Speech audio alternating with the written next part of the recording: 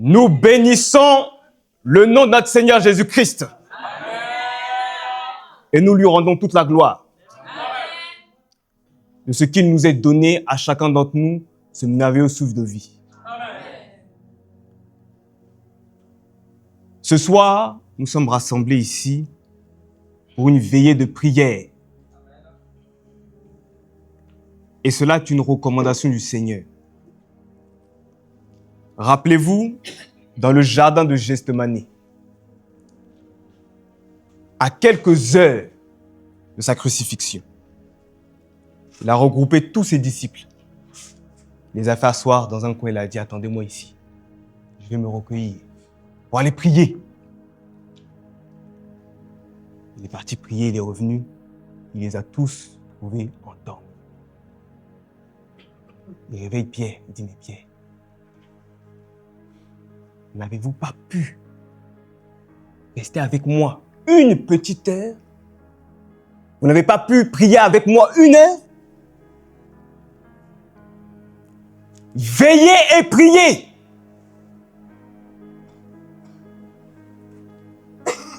Car la tentation est grande.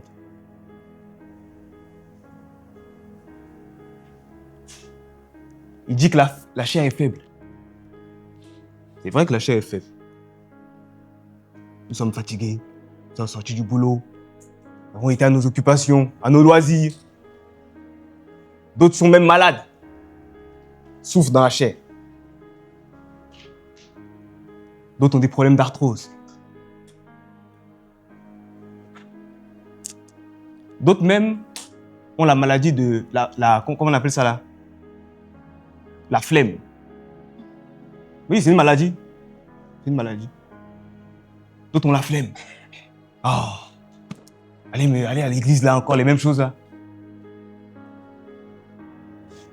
Mais Dieu nous demande d'être à l'image des 5 vierges sages qui ont gardé leur lampe allumée.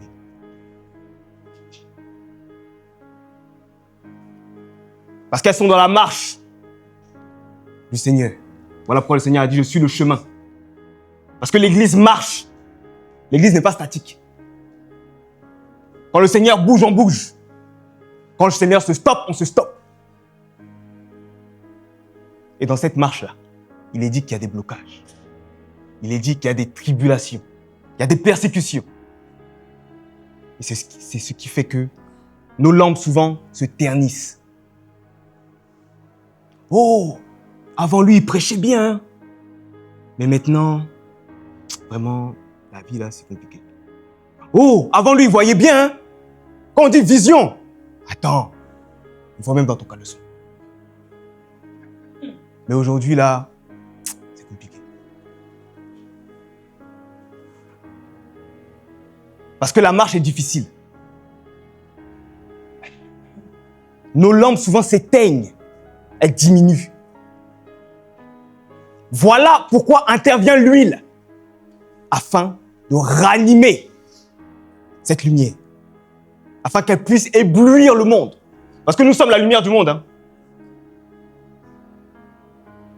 Nous sommes la lumière du monde. Et en tant que lumière, il faut que nous aussi nous soyons alimentés. Et notre aliment là, ou bien notre carburant là, n'est rien d'autre que la parole de Dieu. Si on vous a dit qu'il y avait quelque chose au-dessus de la parole, on vous a menti. C'est moi qui dis ça. Si on vous a dit que les prophéties sont au-dessus de la parole, on vous a menti. Si on vous a dit que les visions sont au-dessus de la parole, on vous a menti. Parce qu'on dit au commencement était la parole.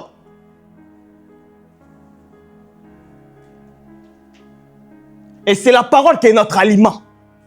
C'est ça qui nous ranime lorsqu'on a une baisse de foi. C'est ça qui nous carbure.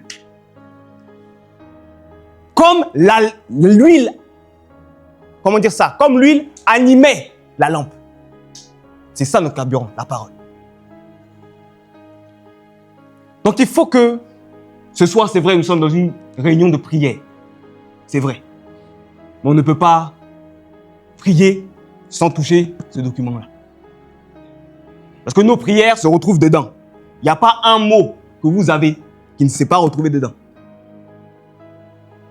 Dieu dit quoi?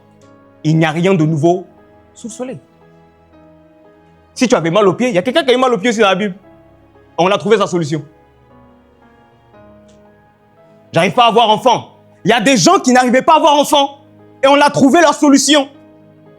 Qu'est-ce qui fait que leur solution là, aujourd'hui, ne peut pas s'appliquer à nous? Donc ça veut dire qu'on ne doit pas croire à ça alors. Mais nous voulons revenir à la parole.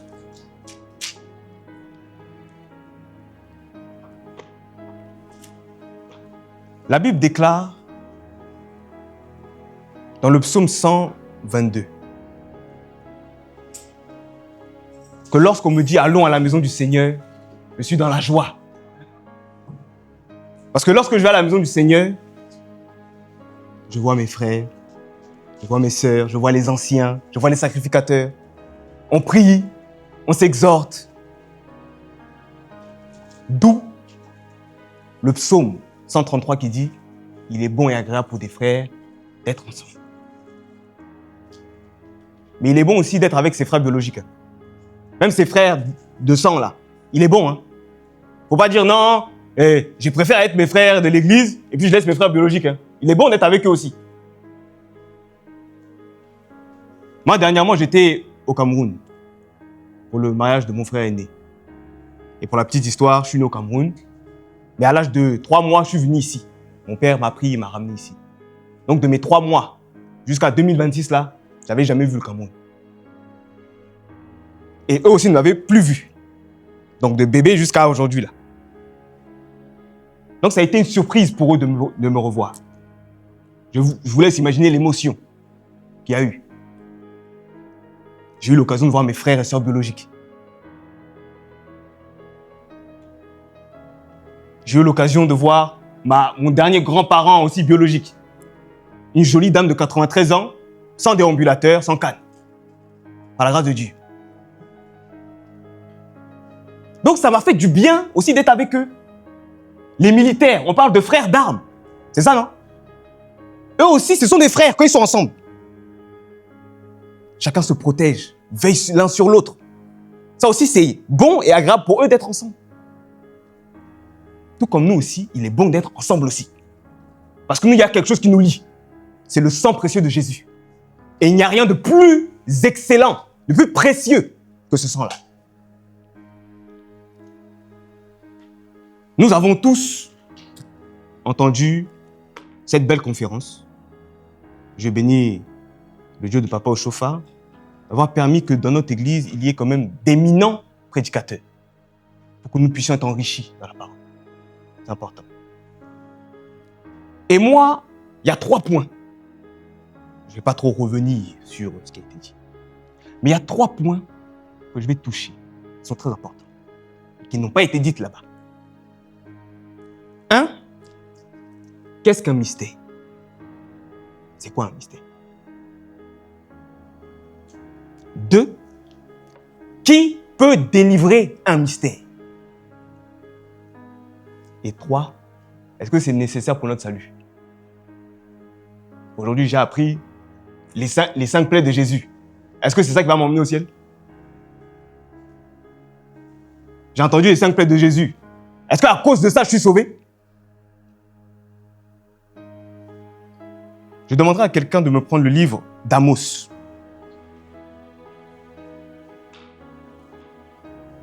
Amos chapitre 3. Versets 6 à 7. Parce qu'il faut qu'on sache c'est quoi un mystère. À quoi ça sert? Pourquoi Dieu va cacher ces choses? Pourquoi? On dit, sonne-t-on de la trompette dans une ville?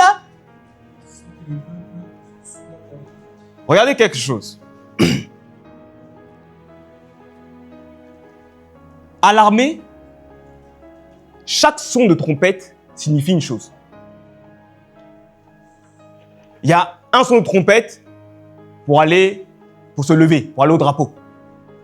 Il y a un son de trompette pour aller à l'entraînement. Il y a un autre son de trompette pour aller manger. Un autre son de trompette pour aller dormir. Un autre son de trompette, aussi, s'il y a guerre. Ce n'est pas les mêmes sons. Ce n'est pas la même tonalité. Voilà pourquoi Amos dit, sonne-t-on de la trompette dans une ville, sans que le peuple ne soit dans l'épouvante. Pour que vous puissiez saisir, pour que je descende un peu, pour que tout le monde puisse saisir. On a une alarme incendie ici, non? Est-ce que je peux me lever comme ça pour appuyer dessus? Comme ça, s'il n'y a rien. J'appuie dessus parce qu'il y a un danger. C'est parce qu'il y a un danger que je vais appuyer. Afin de prévenir tous ceux qui ne sont pas peut-être en haut ou qui sont un peu à l'extérieur, tout ça, qui ne savent pas. Quand ils vont entendre l'alarme incendie, ils vont se dire, ah, il y a peut-être un danger quelque part, il y a un incendie quelque part. C'est pour ça qu'on va sonner l'alarme incendie. Voilà pourquoi Amos dit, sonne-t-on de la trompette sans que le peuple soit dans l'épouvante. Je sonne l'alarme incendie parce qu'il y a feu, afin que tout le monde sache qu'il y a un danger. Oui, continue, frère. Arrive-t-il un malheur dans une ville? Ah, bien, bien, bien. Ce soir-là, vous allez arrêter d'accuser Satan. Vous allez le laisser tranquille. Et un jour, je vais préparer une prédication spéciale même, où je vais dire, nous, chez nous, les Camerounais, on dit Asiya. Chez les Ivoiriens, on dit Yako. Donc, Yako Satan. Je vais faire une spéciale. Parce que vous accusez trop Satan pour rien. Reprends le verset. Oui, oui. Que quelqu'un me prenne Lévitique, chapitre 3. Lévitique, chapitre 3, verset 37. Oui, continue, frère. Arrive-t-il un malheur dans une ville sans que l'Éternel en soit l'auteur? On dit, c'est qui est l'auteur? C'est Satan? C'est les démons? Donc pourquoi vous l'accusez? Si j'ai mal aux pieds, c'est Dieu. Si je suis pauvre, c'est Dieu. C'est à lui que je dois me plaindre. Ce n'est pas à Satan. Lévitique, quelqu'un a trouvé? 37, 3, 37. On va confirmer ça. Que c'est l'Éternel qui est l'auteur de tous nos problèmes là. Quand on vient ici, on dit, on veut prier Dieu parce qu'on a mal, on a ci, on a les problèmes, les sorciers nous fatiguent. C'est Dieu qui est l'auteur de ça. Oui? Si, Lévitique 3, verset 37.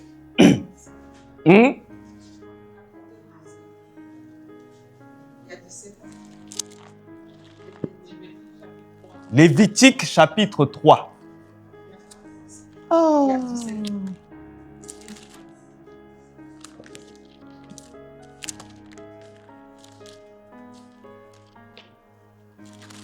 Lévitique chapitre, je vais lire. Lévitique chapitre 3, verset 37. Qui dira qu'une chose, vérifie, faut bien vous vérifier bien. Hein. Lévitique, moi j'ai ça devant moi. Lévitique, pardon, oh là là, c'est ma faute. Lamentation. Excusez-moi, on peut faire erreur, Oui, Yako. C'est pas Satan. Qui dira qu'une chose arrive? Ah, donc vous voyez. Qui dira qu'une chose arrive sans que le Seigneur l'ait ordonné? Oui. N'est-ce pas de la volonté du Très-Haut? N'est-ce pas de la volonté du Très-Haut? Que viennent les maux et les biens? Les mots, donc les mots M-A-U-X. Voilà. Donc le mal vient aussi de Dieu. Ça vient pas que, c'est pas Satan. Ça vient de Dieu. Et lorsque nous terminons le Amos là, il dit au verset 7 que Dieu ne fait rien sans avoir révélé ses secrets à ses serviteurs, les prophètes. Car le Seigneur l'Éternel, oui, sans avoir confié son secret à ses serviteurs. Donc ça veut dire que ce n'est pas à tout le monde que Dieu révèle. Il y a une catégorie de personnes. Et là encore, il y a une jolie nuance. Parce que là, on ne parle pas de prophète en tant que don. Mais on parle du ministère. Parce que c'est le ministère qui peut révéler les secrets. Rappelez-vous un peu avec l'histoire d'Aaron, Moïse et puis leur sœur. Lorsque Myriam a commencé à murmurer, qu'est-ce que Dieu lui a dit? Il lui a dit, mais toi là, c'est dans des songes que je te parle. Quand tu dors là, que je te parle. C'est quand tu es en train de ronfler bien là, c'est là où je te parle. Mais Moïse, c'est bouche à bouche. Bouche à bouche. C'est bouche à bouche avec qui je parle avec lui. Et à lui, là, je me révèle sans énigme. Or, souvent, quand il nous parle, il y a trop d'énigmes. C'est caché. J'ai vu un aigle en train de survoler dans le ciel. C'est pas que la vision est mauvaise, hein, mais c'est que ça, c'est codé. Ça, c'est pas n'importe qui peut déchiffrer. Non, on voit ça en mode, c'est rien, il a vu un oiseau, c'est rien ça. Mais chez Dieu, là, c'est codé. Et c'est pas n'importe qui révèle ça. C'est pas n'importe qui a le don de révéler le secret de Dieu. C'est pour ça qu'il dit, à Moïse, là, je lui parle bouche à bouche. Lui, je me révèle à lui sans énigme. Ce qui fait que quand lui va appliquer quelque chose, il va faire quelque chose, lui, il a la révélation, mais les autres ne l'ont pas. On dit, mais pourquoi Moïse a fait ça? C'est lui qui ramène la loi pour dire, on n'a pas le droit de prendre femme étrangère. Et c'est lui qui va prendre une Égyptienne. Et c'est à cause de ça que Marie a murmuré. Lui, il dit, dans la loi, il écrit, il ne faut pas prendre femme étrangère. Mais lui-même, il va prendre femme étrangère. Et c'est un mystère. C'est une révélation. Là, il y a une révélation là-dedans. Ah! Jésus a dit quoi à la femme cananéenne? Madame, moi, je suis venu pour les brebis perdues de la maison d'Israël. Elle a dit, non, pardon, s'il te plaît, ma fille est souffrante, elle a des démons, il faut la délivrer. Il dit, madame, la nourriture de mes enfants, là, n'est pas faite pour les petits chiens. Ça aussi, c'est un mystère. Hein? Ah, les gens qui disent Jésus n'a jamais insulté. Mais ça, c'est une grosse insulte. Ah! Et puis la femme n'a pas dit, hé, pourquoi tu m'as insulté? Elle dit, oui, oui, petit chien, là, il mange les miettes. Ça aussi, c'est un mystère. Quand on voit comme ça, on va dire, oh, il a insulté. Oh là là, il a dit à Hérode renard. Il a dit, pharisiens et sadducéens, race de... Mais est-ce que c'était les reptiles qui étaient devant lui? Ah! Tout ça, il faut révéler ça!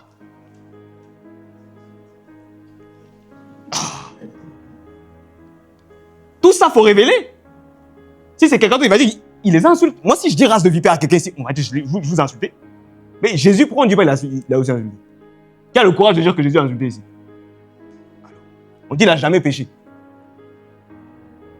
Donc la révélation n'est pas donnée à n'importe qui. C'est mon frère. Rappelez-vous, dans le livre de Actes 8 également, lorsque l'eunuque éthiopien est en train de marcher avec son char, on dit qu'il était intendant de tous les biens de la reine d'Éthiopie. Ça veut dire que, quand on dit intendant, c'est-à-dire que c'est un ministre de l'économie, si on doit mettre ça aujourd'hui. C'est un ministre de l'économie. Et la bac plus 20, on dit qu'il lisait le prophète Ésaïe. Il lisait exactement Ésaïe 53, 7. Lorsqu'il lisait, il dit, ah vraiment. Et puis, je tiens aussi à rappeler ça aussi. Avant, ce qu'on appelle le livre d'Ésaïe, là, c'était des rouleaux. Hein. C'est-à-dire qu'il lui, il avait le rouleau d'Ésaïe. C'est-à-dire il a ouvert ça comme ça. Il a lu de Ésaïe 1 jusqu'à Ésaïe 57. Quand il arrivait à Ésaïe 57, là, sa tête a chauffé. Il a dit, ah, malgré mon bac plus 20, malgré mon doctorat, malgré ma licence, ma maîtrise en je ne sais quoi, là, je lis là, mais je ne comprends rien. Dieu a dépêché Philippe. Philippe aussi, il vient, il dit, ah, mon ami, mais qu'est-ce que tu dis quoi là? Il dit, je suis en train de lire le prophète Ésaïe. Il y a un passage là qui me trouble. On dit, il y a quelqu'un là. Il dit, mais attends, sais-tu ce que tu lis? Est-ce que tu sais ce que tu es en train de lire là? Il dit, mais ah, s'il n'y a personne qui va m'expliquer ça, comment je vais comprendre? Oui. Acte 8, versets 30 à 40, si vous voulez l'histoire. Hein. Oui. Si quelqu'un ne me... Je dis, ce n'est pas n'importe qui révèle. Il faut quelqu'un pour te guider.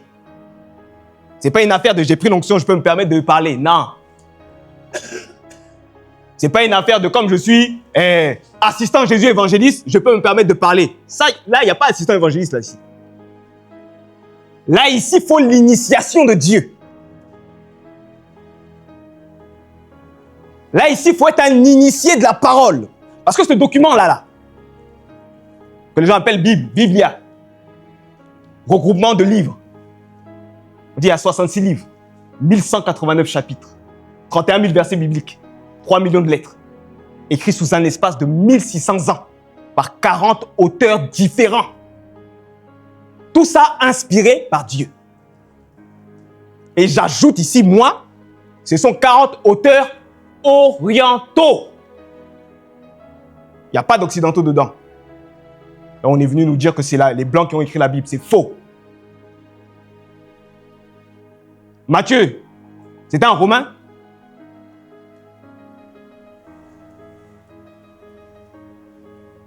Moïse, c'était un Napolitain? Pas le Napolitain, le gâteau. Hein. Ouais. Le Napolitain, Naples, la ville de Naples.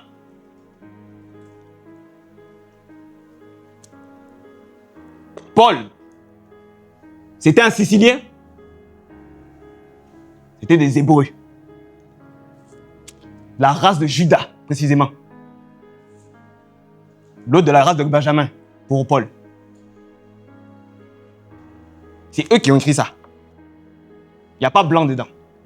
Il n'y a pas qu'on appelle Constantin. Non, non, non. Eux tous, ils n'étaient pas là. Quand ils écrivaient ça, ils n'étaient pas là. Ne confondez pas le rédacteur d'un livre et le traducteur. Pas la même chose. Lui, second, lui, il est venu, il a traduit. C'est même ce qui est dans la préface. Il y a écrit traduit d'après les textes originaux hébreux et grecs. Il a traduit. Ce n'est pas l'auteur. Voilà. Donc ce document-là, j'irai même plus loin en disant même que c'est un livre mystique. Ah ben oui. C'est pas n'importe qui rentre dans Genèse. Hein. Je suis désolé. Les gens lisent la Genèse au premier jour, ils créent. Qui vous a dit que c'est le premier jour de la semaine?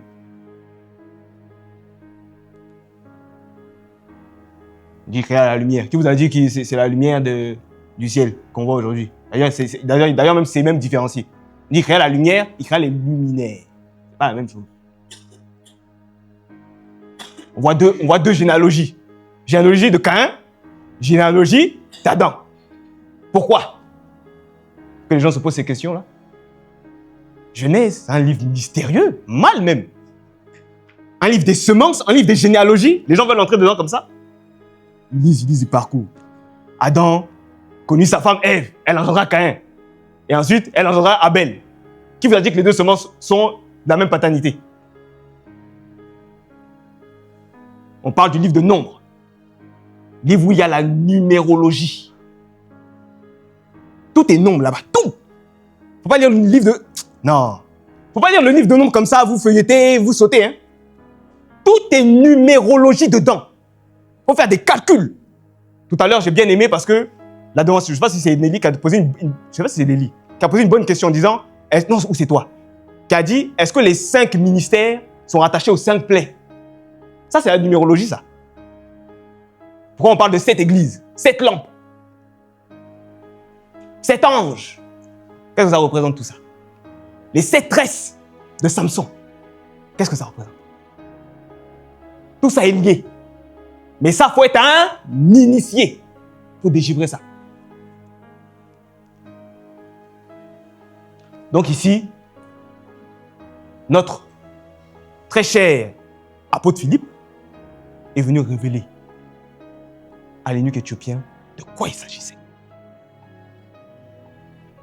Donc ce n'est pas n'importe qui. Il faut que Dieu te révèle les choses. Il faut que tu sois un initié pour pouvoir parler de ça. Parce qu'on a vu beaucoup d'aventuriers. Hein? Beaucoup se sont aventurés. Et c'est ce qui fait toute cette doctrine-là aujourd'hui. Un va dire non, Jésus est Dieu. L'autre va dire non, Jésus n'est pas Dieu.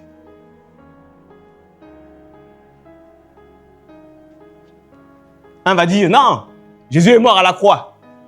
L'autre vient 7 siècles après. Et puis il dit, ils n'ont ni crucifié, ni tué, c'est un faux semblant. Qui s'est révélé à toi? L'autre dit, Jésus n'est pas fils de Dieu. Or ici, on dit Jésus est fils de Dieu. Ce n'est pas à tout le monde que Dieu se révèle. Voilà pourquoi il dit dans Deutéronome 29, les choses cachées sont à l'Éternel. Mais les choses révélées sont à mes enfants, enfin, sont à nous et à nos enfants. Mais là encore, c'est certaines personnes. Ils trient. Peuple de Dieu, tout ce que vous avez entendu aujourd'hui concernant les mystères des 5 plaies n'est pas source de salut pour vous. Que vous sachiez le mystère, que vous ne sachiez pas, ça ne change rien à votre salut. Parce que ce qui nous sauve, l'unique chose qui nous sauve, c'est de croire en la mort et en la résurrection de celui qui a eu les 5 plaies là. C'est tout. Il n'y a rien d'autre. Ne pensez pas qu'il y a autre chose. Ne pensez pas que savoir le mystère des 5 plaies vous donne le salut. Non. Ou bien vous sauve, ou bien va vous guérir. Non. Ce qui va vous guérir, c'est de croire en la mort et en la résurrection.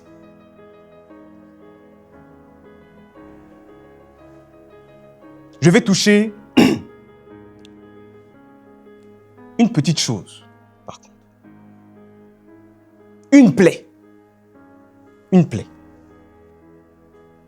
Celle qui a été sur le côté droit de Jésus. Il nous a été dit que c'est la naissance de l'Église.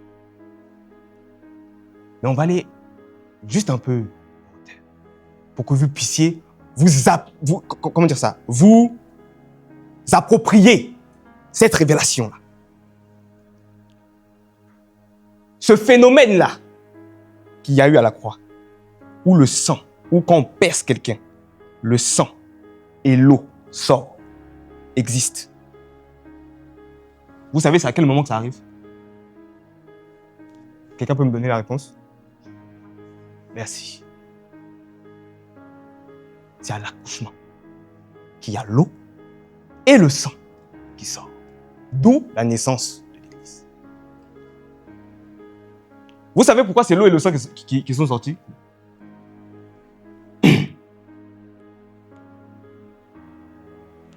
Le sang représente une alliance, une affiliation. Le sang représente même une généalogie. Ça représente également, c'est-à-dire que quand on fait test ADN, là, c'est sang on prend. On prend ton sang, on prend le sang de ton enfant, on compare, on dit « Ah, c'est compatible » ou bien c'est rapproché, quoi. Et pour que nous soyons fils de Dieu, mais il faut que nous soyons de son sang. Si une femme accouche, et que quand on fait test, d'ailleurs, c'est même pas possible, mais imaginons, si une femme accouche, et qu'on prend le sang de l'enfant, on prend le sang de la mère, on voit que c'est pas compatible, il y a un problème. Donc c'est son ADN comme ça qu'il nous donne. Voilà pourquoi on dit naissance. Parce qu'il nous donne son ADN. L'eau. Mais, juste que quelqu'un me prenne le livre de Jean, chapitre 3, à partir du verset 3. L'eau en question a beaucoup de symbolisme. Mais il y a un symbolisme qui est le plus important et que les gens arrivent, en tout cas quand ils lisent ce verset-là, n'arrivent pas à saisir ça vraiment. Ils s'arrêtent c'est-à-dire à la surface. Ah, il a dit ça, bon, c'est tout. Quand Nicodème est venu voir Jésus, d'ailleurs, ça c'est une jolie parabole, une jolie image. On dit que le monsieur était docteur de la loi. C'est-à-dire, si on met dans notre contexte aujourd'hui, c'est comme si un pasteur de notre église vient ici et puis il se met peut-être au pied de la fille qui est là, et il lui dit, s'il te plaît, Rabbi. C'est ce qu'il dit. Oh, Rabbi veut dire grand maître.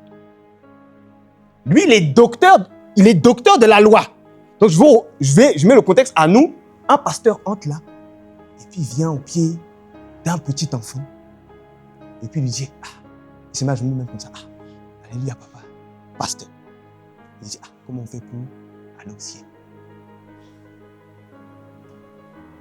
Voici le contexte qui est là. Oui? Il lui a répondu quoi? Oui? Regardez quelque chose ici. On dit d'abord, il ne peut. Donc le royaume de Dieu, ce n'est pas une affaire de chercher au ciel. Parce que c'est ça, non? Tout le monde dans sa tête, c'est le royaume de Dieu, tout le monde lève les yeux. Ah, le royaume de Dieu, c'est... Le royaume de Dieu, là, on le voit à l'œil. On dit même que le royaume de Dieu a marché. On a dit, il est au milieu de vous. Les gens, quand ils attendent le royaume de Dieu, ils lèvent les yeux au ciel. Le royaume de Dieu.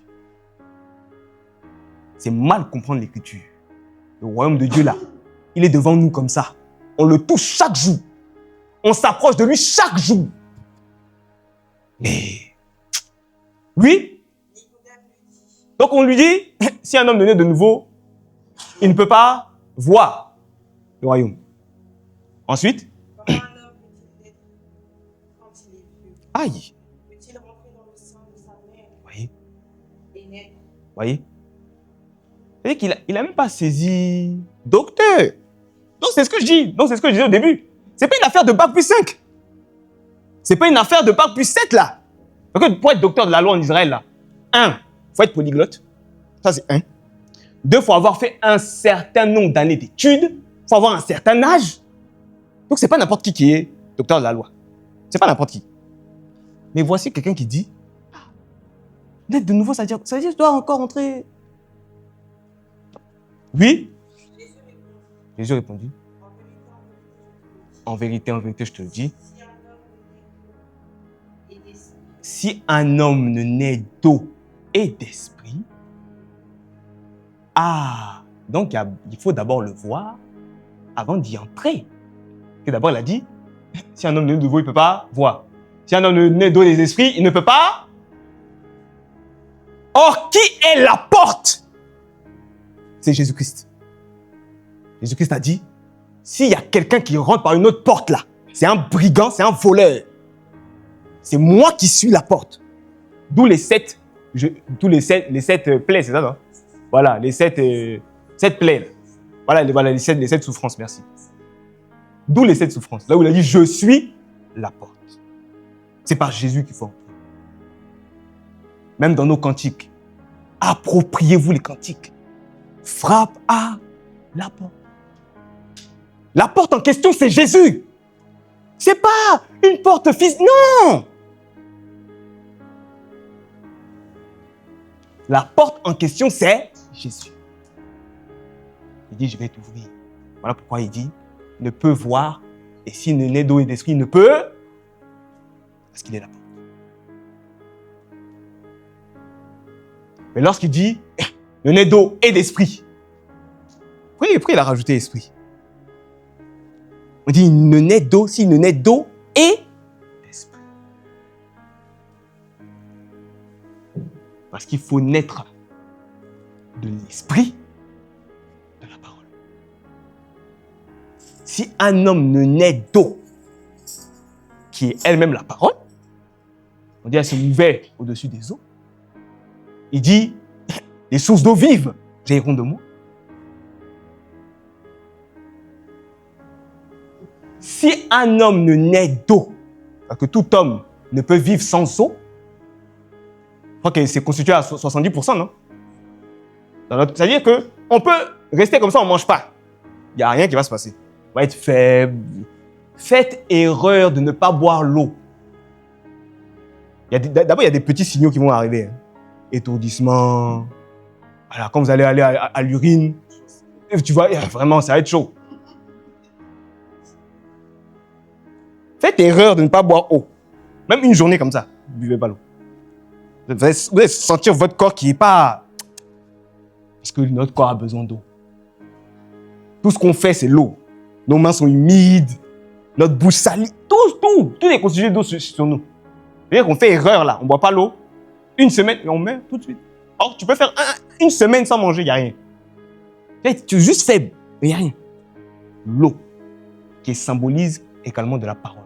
Parce que de la même manière dont l'homme a besoin d'eau pour vivre, Le chrétien a besoin de la parole pour vivre.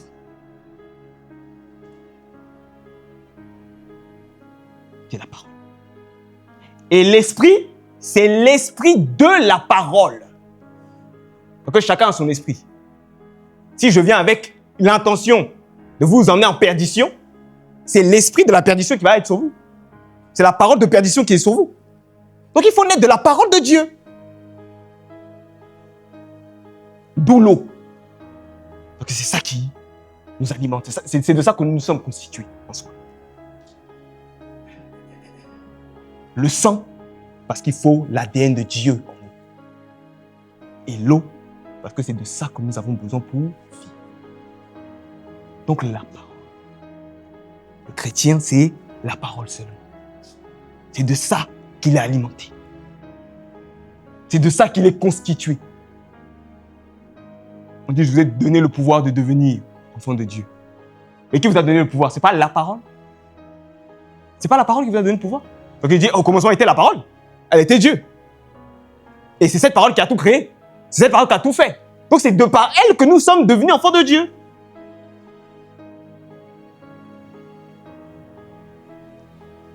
Sachons reconnaître tous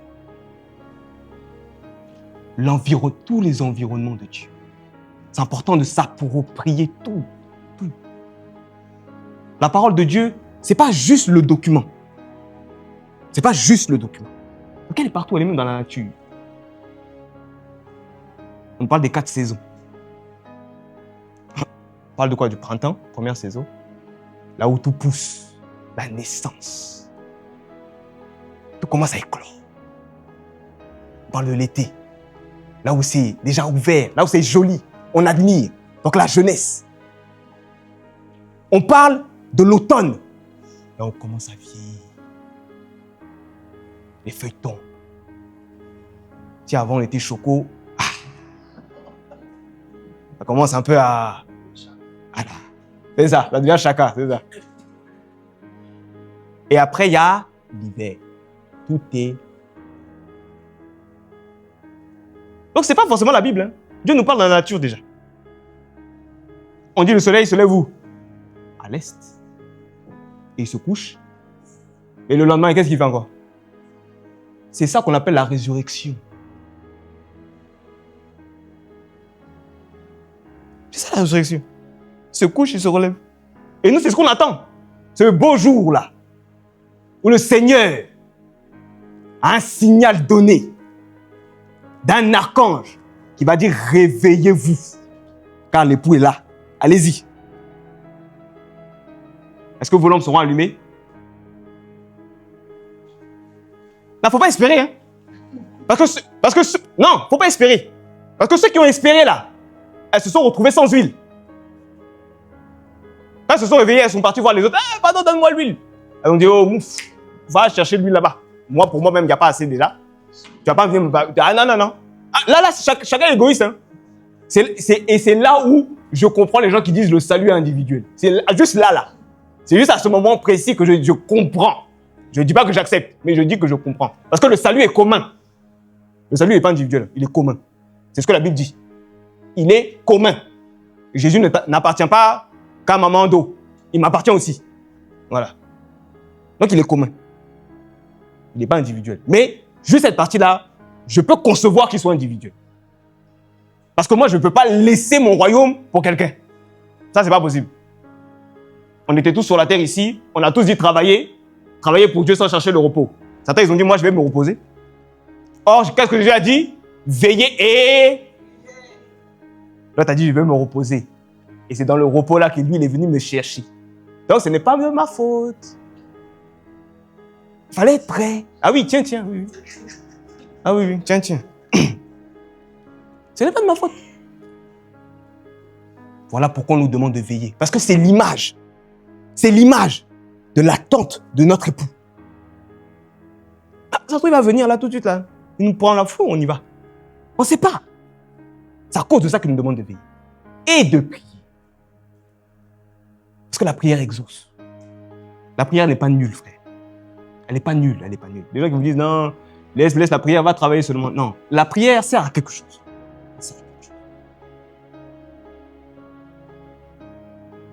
Donc la parole est dans tout ce que nous faisons. Dans tout ce que nous faisons. Il faut juste s'approprier les choses. C'est comme une fois, j'ai entendu quelqu'un me dire, non, il ne faut pas consulter le zodiaque. Ce que les gens appellent, voilà, non, pas non, le zodiaque. L'horoscope, c'est encore autre chose. Voilà, l'astrologie. Merci, c'est ça le bon mot. Il ne faut pas consulter l'astrologie. Est-ce que vous savez que Dieu a parlé même dans l'astrologie? C'est ça, c'est son premier langage, l'astrologie. Parce qu'au départ, le premier signe des 12 signes, c'était la Vierge.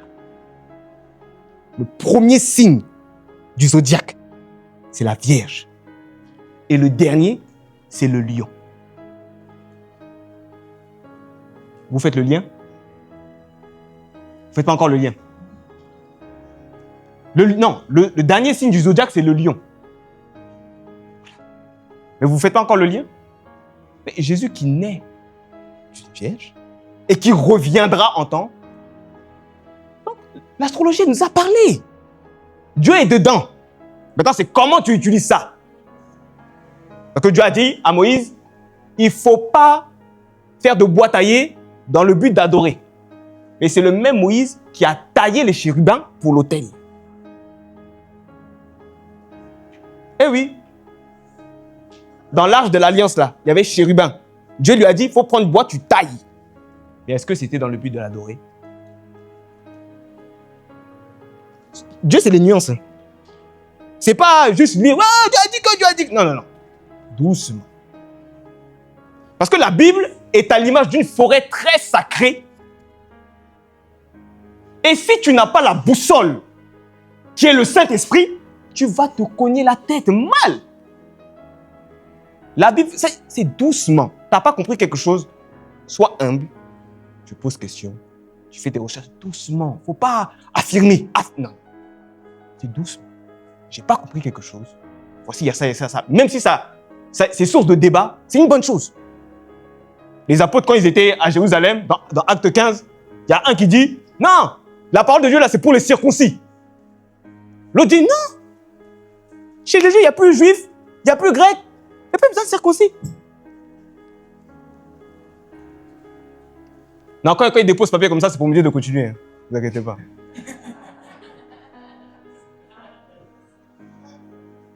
Donc, pour dire que les débats même, au niveau des incompréhensions, ce n'est pas mauvais. Je n'ai pas compris quelque chose. On peut s'asseoir, on discute. Même si on n'est pas d'accord, ça ne veut pas dire qu'on est ennemi. Hein. Moi, il y a des choses, moi je vous dis honnêtement, hein, il y a des choses auxquelles je ne crois pas. Moi, je vous dis clair. Parce que c'est ma parole, moi je m'applique à la parole. Si on ne me montre pas la chose dans la parole, saute comme tu veux. Ça ne rentre pas dans mon esprit. Ça ne rentre pas. Je vais te laisser avec. Je te laisse avec ta croyance. Je ne vais pas dire, non, tu es dans le faux, tu es dans... Non. Parce que j'estime que Dieu, il y a aussi des temps d'ignorance. Dieu peut ramener des gens. Peut-être que c'est moi qui suis dans l'ignorance. Un jour, Dieu va me ramener. Peut-être que c'est mon frère qui est dans l'ignorance. Un jour, il va le ramener. Je ne peux pas dire, non, lui, il est dans l'erreur.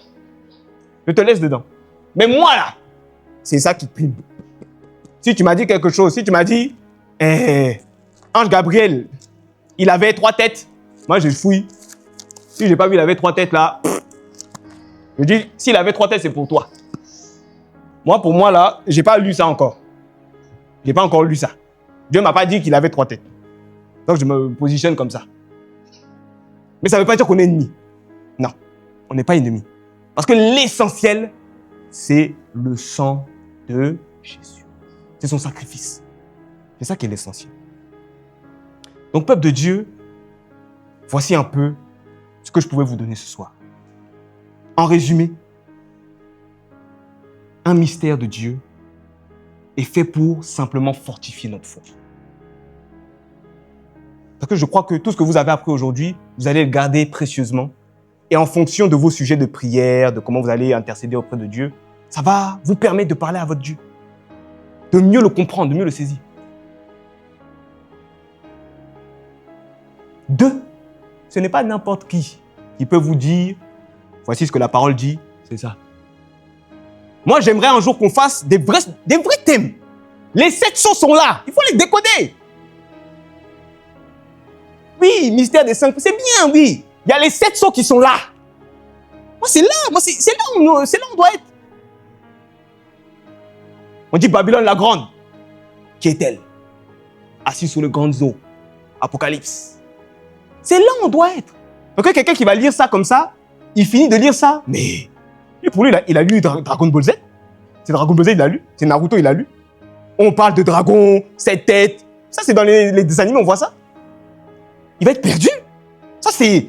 Non, là, il faut la révélation. Là, il faut un initié pour ça. Et Dieu a permis que dans notre église, il y ait des initiés.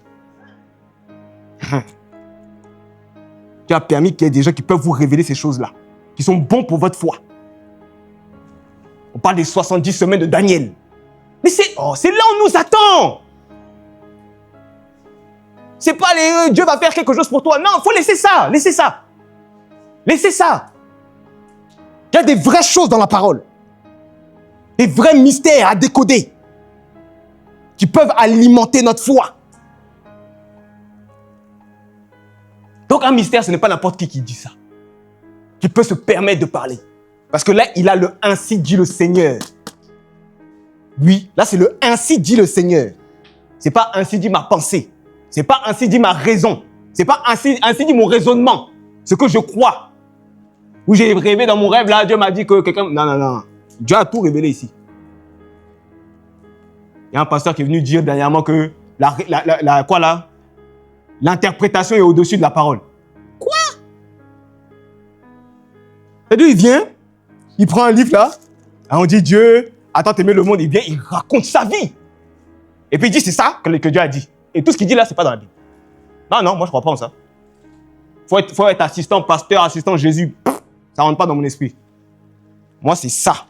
On dit les chrétiens de Béret, examiner chaque jour. On n'a pas dit une fois par semaine. On n'a pas dit une fois par mois. On dit chaque jour les Écritures pour voir si ce qu'on leur disait était de Dieu. Si on m'a dit, il y a la Trinité, je vais fouiller pour voir s'il y a la Trinité. Si on m'a dit que Marie est mère de Dieu, je vais fouiller. Si je n'ai pas vu là, au revoir. C'est tout.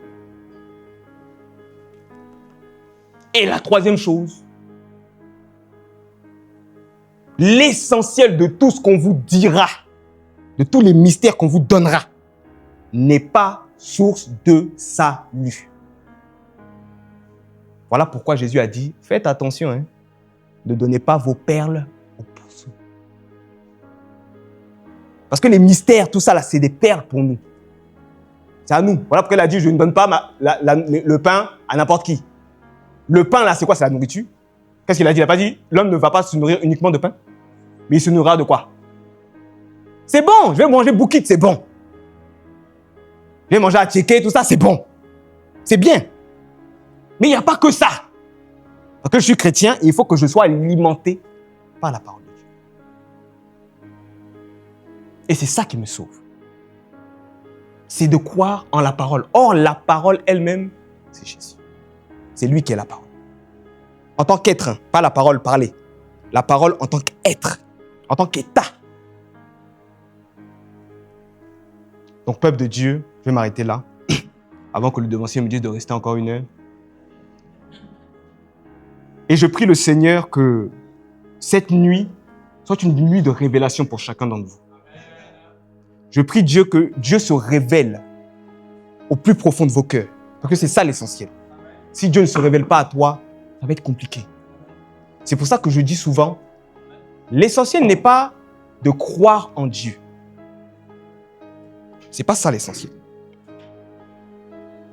L'essentiel n'est pas de croire en Dieu. L'essentiel est de le connaître. C'est ça l'essentiel. De le connaître. D'avoir la révélation de qui il est. D'autres disent c'est Allah qui est Dieu. D'autres disent c'est Bouddha. D'autres disent c'est Krishna. D'autres disent c'est Béanzin. D'autres disent c'est les bois sacrés qui sont leurs dieux. Mais au moins ils ont l'identité de leur Dieu. Au moins. Nous aussi, l'identité de notre Dieu là, c'est Jésus-Christ. C'est Jésus qui est mon Dieu. Pour ceux qui pensent qu'il y a Dieu ici, Jésus là, puis le Saint-Esprit se balade. Là. C'est une mauvaise compréhension des Écritures. C'est Jésus qui est Dieu. Le Fils veut dire Kodesh. Le corps, l'empreinte de Dieu. Le tabernacle de Dieu.